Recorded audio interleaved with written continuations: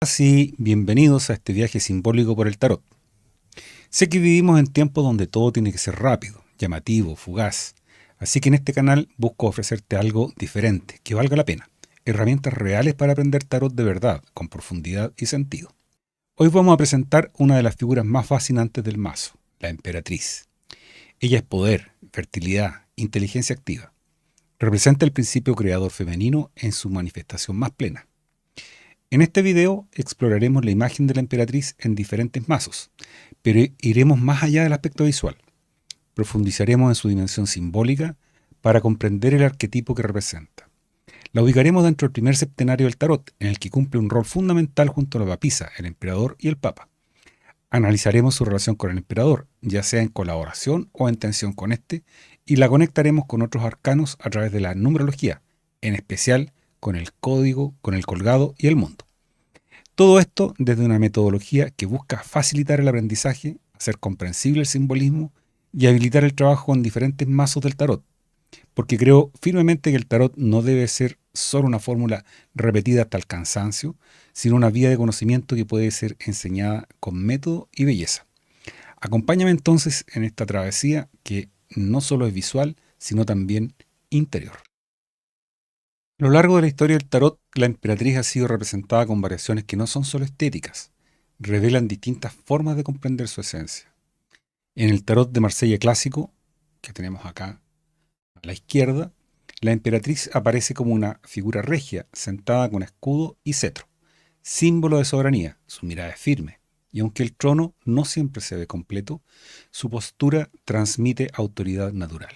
En la versión de la derecha, que es la restaurada por Jodorowsky y Camoin, se enfatiza el colorido y se recuperan detalles simbólicos que habían sido diluidos o estaban algo borrosos, como las alas o el escudo con un águila, reforzando su carácter de reina celeste, intermediaria entre el cielo y la tierra.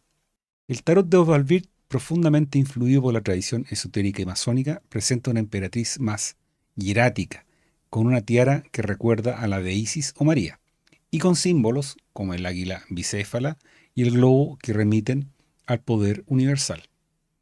En el gran tarot esotérico, la figura se vuelve aún más simbólica. Aquí la emperatriz no es solo una mujer poderosa, sino la encarnación de la inteligencia activa, de la voluntad creadora femenina que organiza el mundo. Tanto este mazo como el de Oswald Wirth llevan la letra Gimel, la tercera del alfabeto hebreo, que en la cábala se asocia con el sendero que conecta a Keter, la corona, arriba, en la parte superior de esta representación simbólica, eh, y con Tiferet, la belleza que está en el medio en el árbol de la vida. Esta correspondencia no es arbitraria. En la tradición cabalística, cada letra representa una energía, una acción o una función dentro del proceso de creación y manifestación. Gimel está vinculada con el movimiento, la generosidad y el flujo que une lo divino con lo humano, lo invisible con lo visible. Al asociar a la emperatriz, por lo tanto, con esta letra, se refuerza su papel como principio activo y mediador. Ella es quien canaliza la potencia primordial hacia una forma concreta, quien traduce este impulso creador en orden, belleza y vida.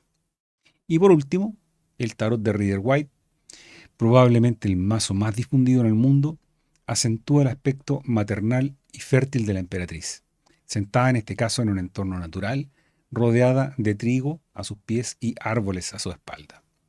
Expresa la abundancia y la conexión con la tierra.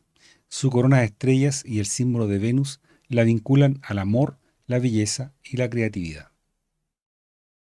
Comparar estos mazos no es solo un ejercicio visual, es una forma de entender cómo cada tradición proyecta distintas facetas del arquetipo. La gobernante en algunos casos, la madre, la diosa, la mediadora entre planos, la inteligencia que fecunda la materia. Pero además esta comparación tiene un valor informativo al observar diferentes versiones de un mismo arcano. Comenzamos a identificar sus elementos estructurales, los símbolos que se repiten, los gestos claves, las posiciones, y a distinguir lo esencial de lo accesorio. Así aprendemos a reconocer el núcleo simbólico del arcano más allá del estilo del dibujo. Esto también nos permite detectar qué aspectos han sido resaltados o atenuados según el enfoque del mazo. Algunos subrayan su conexión con la fertilidad natural, otros con la sabiduría divina, otros con el poder institucional o el misterio iniciático. Esta diversidad no es un obstáculo, sino una riqueza. De esta síntesis entre lo común y lo particular surge una comprensión más profunda del arcano, no como una imagen fija, sino como un campo simbólico que se despliega en múltiples niveles y que enseña a quien lo contempla con atención. La imagen de la emperatriz se consolidó en los mazos tradicionales al recoger el simbolismo de mujeres, diosas y sacerdotisas que veremos a continuación. ¿Por qué? Porque la imagen que conocemos de los mazos tradicionales ha recogido en parte muy importante la historia de la tradición europea y la riqueza de sus símbolos que finalmente plasmaron en las cartas. Así que vamos a ver estas imágenes en las láminas que vienen a continuación. Pero antes recuerda que si te ha gustado el video, no olvides darle like y suscribirte. En muchas tradiciones antiguas, Isis representa el conocimiento oculto. Una inscripción del templo de Sais dice: vengo de la escuela de medicina de Heliópolis y he estudiado en la escuela femenina de Sais, donde las madres divinas me han enseñado a curar enfermedades. Y cerraba la idea simbólica diciendo: yo soy todo lo que he sido, es y será, y ningún mortal ha levantado mi velo. Este velo simboliza lo que está oculto, lo que aún no se puede entender completamente. En el tarot, esta misma idea aparece en la figura de la papisa. Ella representa el silencio, lo que está gestándose. Esta escultura muestra una virgen cubierta por un velo transparente. Podemos ver su rostro, pero no del todo. Esa imagen resume bien el sentido de la papisa. Una presencia fuerte, pero que no se muestra por completo. Un conocimiento que está ahí, pero que necesita tiempo para ser revelado. No es pasividad, es espera, es preparación. La papisa representa una figura antigua, la diosa o sacerdotisa velada. Este símbolo ha estado presente desde las primeras civilizaciones. En ella se une el misterio, la sabiduría y lo sagrado oculto. Por eso cuando se crean los primeros mazos de tarot entre los siglos XV al XVII, esta imagen reaparece como un arquetipo fundamental. La papisa guarda un conocimiento que no puede entregarse de inmediato. No porque se niegue, sino que porque exige preparación. El velo no es un obstáculo, es una invitación. Frente a ella el buscador no recibe respuestas, sino el llamado a ir más profunda. El símbolo es tan antiguo que lo recoge la mitología griega a través del mito de Perséfone y Deméter. En esta historia trágica, pero muy hermosa, Perséfone es raptada y llevada al inframundo por Hades. Deméter, su madre, ante esta agresión y sumida en el dolor, retira la fertilidad del mundo. Todo se detiene. Es invierno, pero en ese acto de violencia no solo hay pérdida, hay una respuesta. La madre no olvida, no perdona, no sigue como si nada. Deméter interrumpe el curso natural de las cosas. Pone en pausa el mundo entero, como una forma de decir: esto no puede continuar. Es entonces cuando lo personal se vuelve cósmico, cuando el dolor de una mujer se convierte en la crisis de toda la tierra. No solo es un mito de estaciones, es una historia sobre el poder de no aceptar el daño como destino, sobre una herida que se transforma en límite, en reclamo, en transformación. Esta historia representa un momento de pausa, de duelo, de proceso interior. La papisa también está en ese lugar, es Perséfone en el inframundo, es el alma que entra en una fase profunda de gestación y conciencia. Hay múltiples formas de representar esta idea de el poder de lo femenino, y una de ellas es a través de una Isis egipcia alada. En esta forma simboliza su rol protector. Es una madre espiritual que envuelve, que cuida, que guarda. Como la papisa representa una fuerza contenida, no se trata de actuar todavía, sino de preparar lo que vendrá. El conocimiento está ahí, pero aún no se muestra. El símbolo ha calado tan profundo en la historia de la civilización occidental que aquí vemos otra dimensión de esta modalidad de representarla, ya que vemos a Isis alimentando a su hijo Horus. Ya no está oculto, ahora actúa. Este gesto representa el paso del silencio a la entrega, de lo gestado a lo ofrecido. La madre que nutre también es una figura espiritual, da vida, da fuerza, enseña. Este cambio anuncia la transición hacia el arquetipo de la emperatriz. En esta imagen comparativa vemos cómo el sincretismo religioso se ha mantenido durante siglos en la historia de la civilización occidental. ya que vemos a Isis y María realizando el mismo gesto, amamantar a su hijo. Dos culturas, un mismo símbolo. La sabiduría ya no está oculta, ahora se transmite. La figura femenina aparece como canal de vida y de enseñanza. Lo sagrado se hace cercano, visible, humano. También está la manifestación de este símbolo como la belleza, y lo podemos ver en esta hermosa imagen de la Venus de Botticelli, en que Venus nace del mar y es una imagen clásica del renacimiento de la belleza. Venus también representa el deseo, la creatividad, la vida que brota. Este tipo de energía está presente en la emperatriz del tarot. Ella no guarda, ella expresa. Donde la papisa es silencio, la emperatriz se manifiesta. Y la belleza de esta estética es tan profunda que ha permitido que algunos creadores se inspiren en él para crear mazos completos en torno a esta modalidad de expresarla. El tarot de Botticelli está inspirado precisamente en el estilo de este pintor renacentista. Retoma la figura de Venus como símbolo de belleza, armonía y creación. En este mazo las cartas están llenas de líneas suaves, cuerpos idealizados y detalles dorados que evocan la estética refinada del 480. Muy la línea del tarot dorado de Visconti también, de la editorial Lo Scarabeo. La imagen de Venus naciendo del mar, como en la obra más célebre de Botticelli, se convierte en una metáfora perfecta para la emperatriz, una fuerza que emerge con gracia desde lo profundo, trayendo vida, arte y fertilidad. Aquí la belleza no es superficial, es una forma de sabiduría hecha imagen. En estas cartas de la emperatriz vemos que aparece rodeada de múltiples símbolos. En la carta del mazo Rider-Waite vemos que la emperatriz aparece rodeada de símbolos de fertilidad, del trigo, árboles, agua, una corona de estrellas. Ella representa a la madre activa, la que crea, la que transforma ideas en hechos. Es la sabiduría en acción, la palabra que se dice, la belleza que se construye. La emperatriz es la continuación de la papisa, pero en un nuevo estado. El misterio se ha revelado. En el tarot, la papisa y la emperatriz son dos aspectos de un mismo proceso. Primero se gesta, luego se crea. Primero el silencio, luego la palabra. Primero la semilla, luego la flor. También son dos formas del arquetipo femenino en las culturas antiguas. Isis con velo e Isis que se muestra. Perséfone en el inframundo y Perséfone que asciende en la mitología griega. Deméter en duelo, Deméter reconciliada con el ciclo. María Madre en la cultura cristiana y María Reina del cielo. En ese viaje el alma aprende que todo lo que se manifiesta antes fue guardado y que toda creación verdadera viene desde lo profundo. Te sugiero, digamos, que si quieres profundizar en estos temas, puedes hacerlo con el libro Los secretos del gran tarot esotérico. Te dejo el link en la descripción.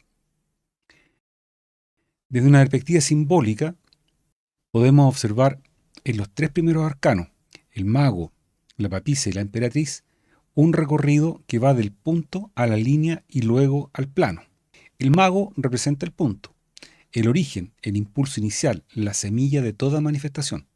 Vamos a ver ahora un aspecto de la teoría de los símbolos aplicados a una dimensión espacial, una modalidad en que nos imaginamos cómo se construye el universo desde una perspectiva numérica y desde una perspectiva geométrica. Vamos a usar esa metáfora principalmente. Es la voluntad pura aún sin dirección. La papisa, en cambio, es la línea. Esta proyección del punto en el espacio genera un fenómeno nuevo. Ya no es solo un punto. Tenemos, en este caso, dos puntos, uno de inicio y uno de término, que es coherente con la idea de la dualidad que está contenida en la papisa. Es la polaridad entre dos extremos. Es el eje entre lo visible y lo invisible, lo consciente y lo inconsciente. Y la emperatriz la asociamos entonces al triángulo, la figura que surge de unir tres puntos superando la oposición binaria. Si proyectamos de esta línea que habíamos visto inicialmente desde el mago a la papisa y proyectamos, digamos, desde esta línea una hacia arriba, ¿cierto?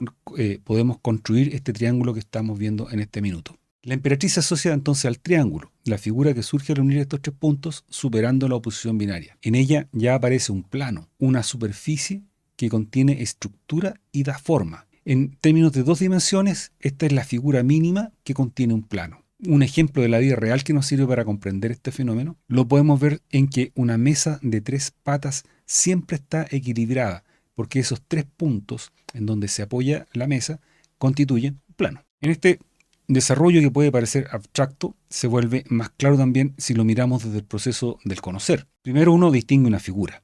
y con ello se delimita un fondo. La distinguimos, ¿cierto? Esta distinción implica ya una dualidad. Tengo figura y fondo. Pero del encuentro entre figura y fondo surge algo nuevo, la relación entre ambos. Es en esa relación donde emerge el sentido. Y esa capacidad de articular sentido es precisamente lo que representa la emperatriz. En este video, esta evolución está ilustrada con un movimiento que vimos al principio desde el punto de vista J, ¿cierto? Por una de las columnas del templo, Yaquín, que se proyecta hacia el otro punto, Boaz, ¿cierto? La otra columna del templo de Salomón. Una línea, luego un triángulo, y desde el centro, si proyectamos desde el centro este triángulo, hacia arriba podemos constituir una pirámide, el primer sólido.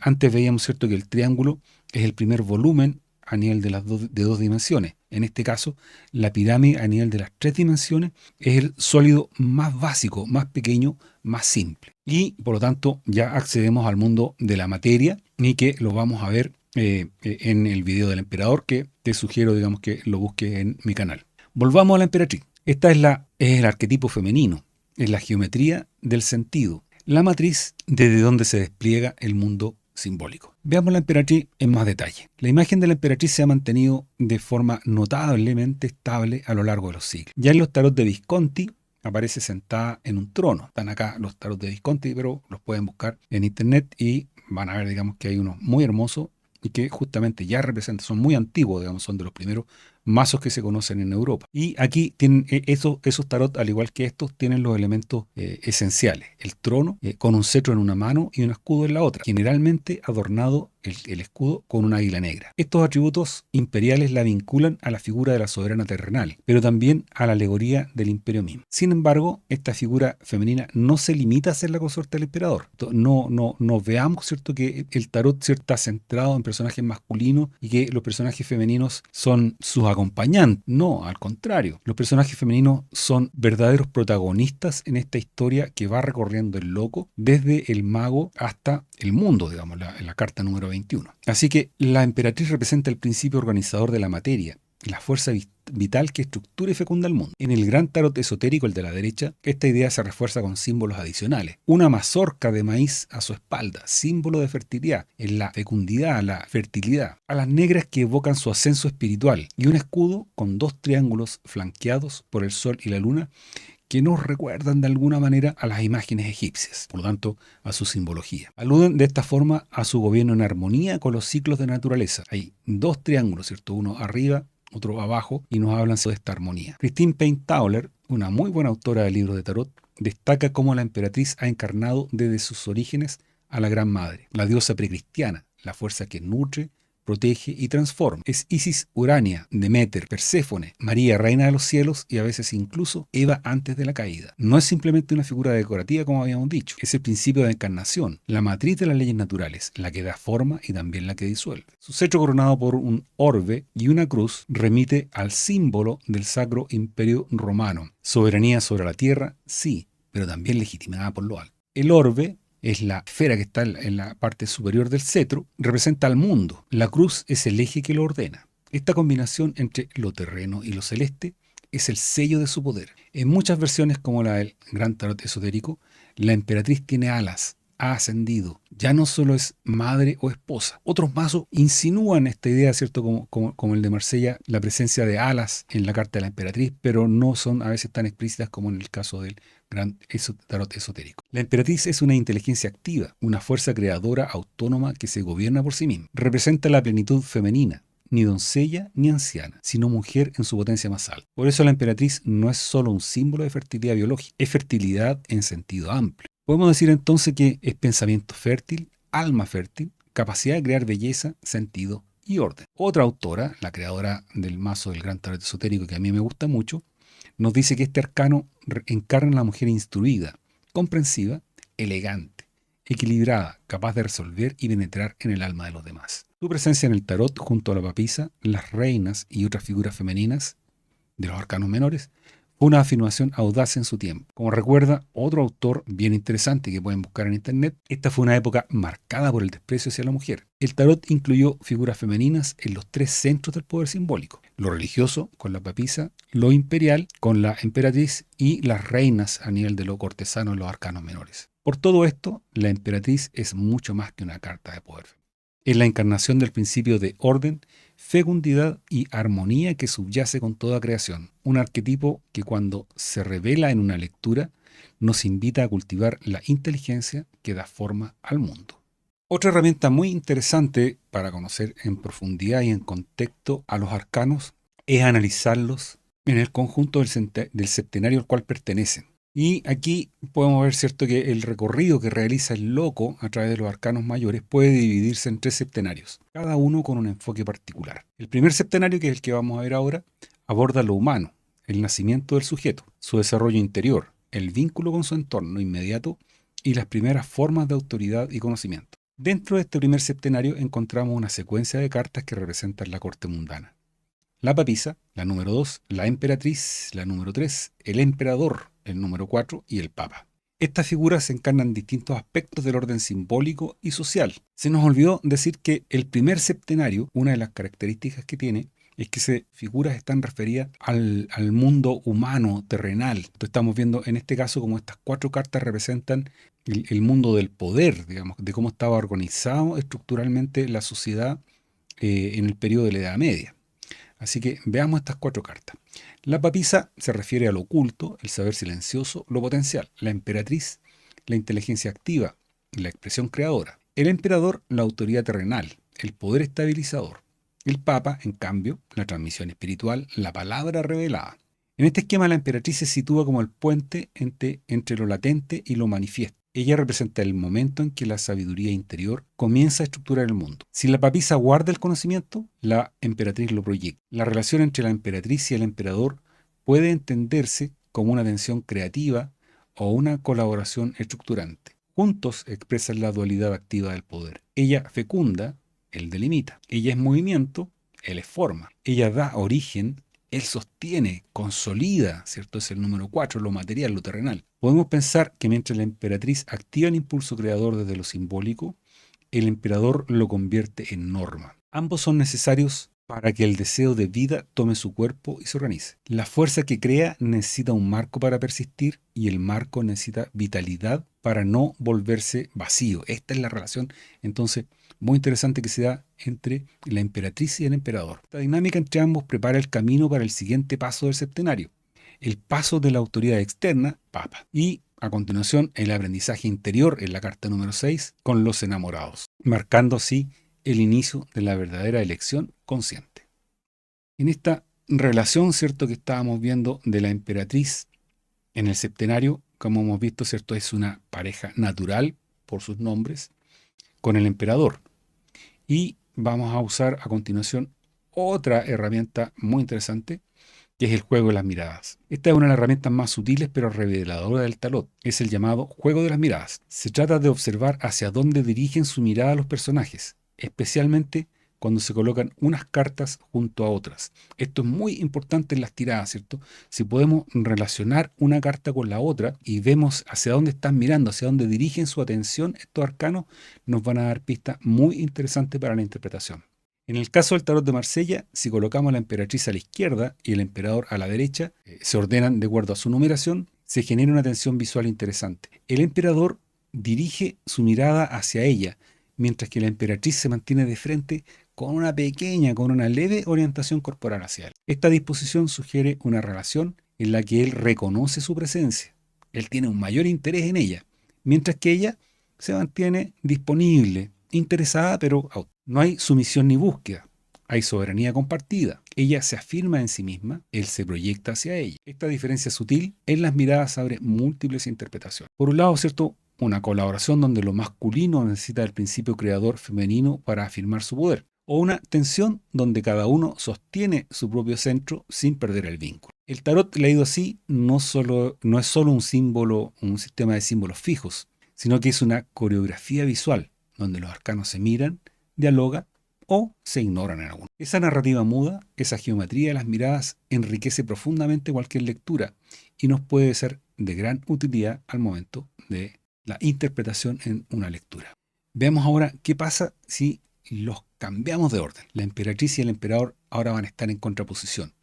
Si colocamos al emperador a la izquierda y a la emperatriz a la derecha, la relación visual cambia radicalmente. El emperador ahora mira hacia afuera del encuadre. Si nos fijamos, está mirando fuera de la pantalla prácticamente. La emperatriz, en cambio, permanece centrada y frontal, pero ya no hay cruce de mirada. Esta configuración puede leerse como una ruptura simbólica o un conflicto de prioridades. Ambos están presentes, pero no se reconocen mucho. El principio masculino representado por el emperador se proyecta hacia el exterior y no integra lo femenino. La emperatriz, por su parte, sigue en su centro, pero su energía no encuentra un interlocutor. En clave interpretativa, esta disposición puede representar desequilibrio entre acción y contención, entre norma y creatividad. Puede hablar de relaciones rotas en el momento, ¿cierto?, en que estamos enfrentados, ¿cierto?, a una persona que nos consulta, que desatienden lo esencial, o de momentos en que se impone la forma sobre el sentido. No se trata de ver esta contraposición como negativa en sí misma, sino de entender que el tarot también nos habla a través del silencio entre los arcanos, de los gestos que no se buscan, de las distancias que revelan el conflicto interno. Así el tarot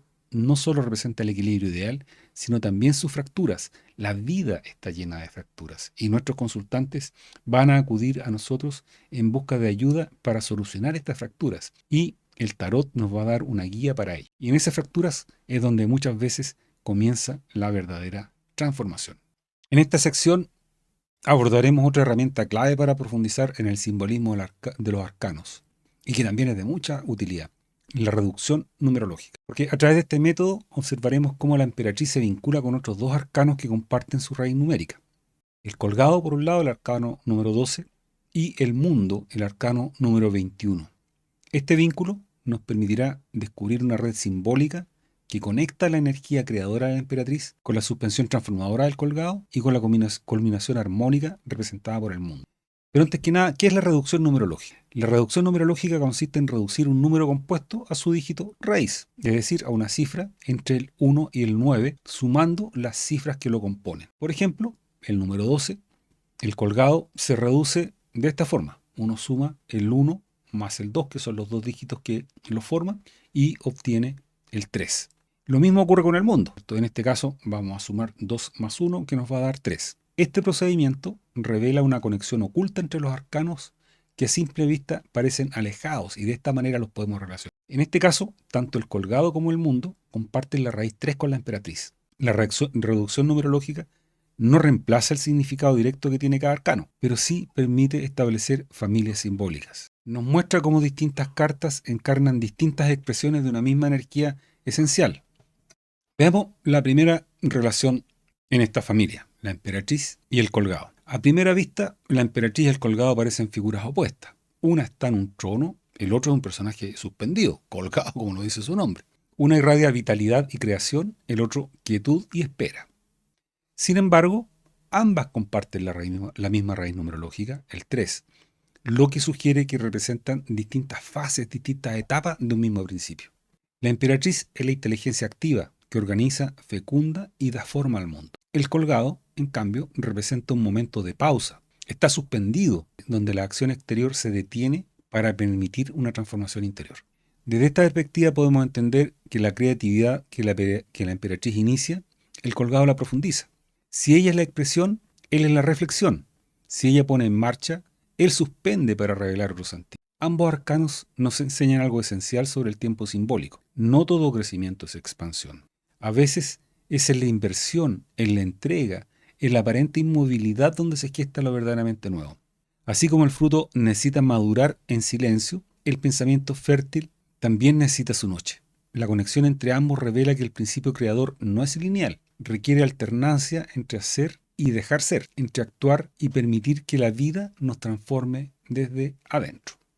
Veamos ahora la relación entre la emperatriz y el mundo. Al observar la relación entre estos dos arcanos, vemos una progresión simbólica desde la potencia creadora hacia su culminación. El mundo es la carta que culmina el mazo, es la síntesis de todas las energías que finalmente llegan a su culmine.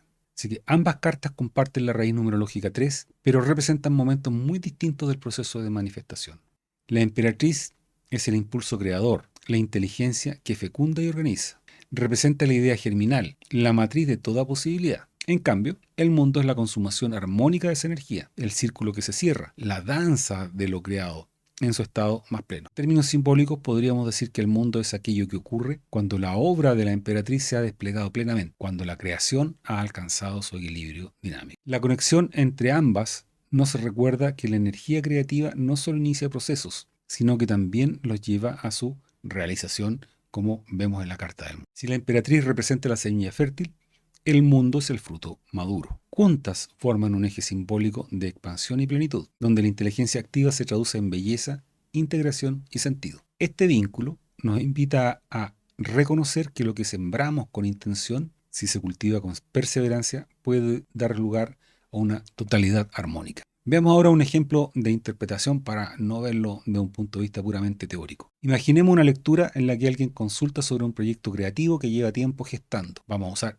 nada más que estas tres cartas que hemos visto hasta ahora: la emperatriz, el colgado y el mundo. La presencia de la emperatriz indica que la idea o el impulso creador está activo con energía y entusiasmo. Sin embargo, el colgado sugiere que el consultante debe detenerse, mirar desde otra perspectiva o atravesar un periodo de espera y transformación interna antes de avanzar en su proyecto. Finalmente, el mundo aparece como señal de que si logra integrar ambos momentos, la creación y la pausa, el resultado será una realización plena y armónica. Este ejemplo muestra que los arcanos numerológicamente vinculados no representan etapas aisladas, sino momentos sucesivos de un mismo proceso vital. Concebir, dejar madurar y finalmente manifestar en plenitud. Para cerrar esta sección referida a lo numerológico, vamos a presentar un resumen visual que sintetiza la relación entre la emperatriz, el colgado y el mundo. Esta tabla permite ver con claridad cómo estos arcanos, partiendo con la emperatriz en el inicio o la gestación, llega al colgado, ¿cierto?, que implica una transición o un sacrificio y finalmente se realiza y culmina en el mundo. Así que vemos que aunque parezcan distintos en apariencia, comparten una misma raíz numerológica y representan etapas, sobre todo, complementarias de un mismo proceso: creación, transformación y realización. Ya vamos a ir terminando, así que vamos a hacer un resumen simbólico de la emperatriz y vamos a verlo y tratar de sintetizar los elementos esenciales de este arcano, característicos de su representación iconográfica, en los símbolos. A la derecha, su significado más profundo. Esta lámina nos permite ver de un solo golpe visual cómo elementos formales y simbólicos construyen su identidad arquetípica. Una figura sentada que no solo representa poder, sino que también equilibrio, creatividad y soberanía celeste. Veamos en profundidad estos elementos. La figura sentada que está destacada, ¿cierto?, acá en el óvalo. La mujer alada, estos dos elementos que están detrás del trono y que insinúan, como dije antes, la idea, ¿cierto?, de alas, de la ascensión en este arcano. El cetro, que representa el poder imperial, y el escudo, la inteligencia a través del águila. Y por último, la corona, que expresa su dominio, ¿cierto?, sobre lo terrenal. Es decir, representa los procesos creativos, el crecimiento vital, el nacimiento de algo nuevo. Gracias por acompañarnos en este viaje simbólico a través de la figura de la emperatriz, la que nos habla de creación, de estructura, de belleza y sentido. Pero sobre todo nos recuerda que lo femenino no es pasivo, sino una inteligencia activa que fecunda el mundo. Si quieres profundizar en los contenidos de este video, te sugiero la lectura del libro Los secretos del gran tarot esotérico, que puedes adquirir a través del link de la descripción. Y además, adicionalmente, si este contenido te pareció valioso, te invito a apoyar este canal. Dale like si te gustó, eso ayuda muchísimo a crecer. Y si quieres, deja un comentario contándome qué interpretación te ha resonado más o qué mazo te interesa explorar. Esto es Ecovisiones, un canal donde el tarot se encuentra con el conocimiento, la historia y el alma. Nos vemos en el próximo video.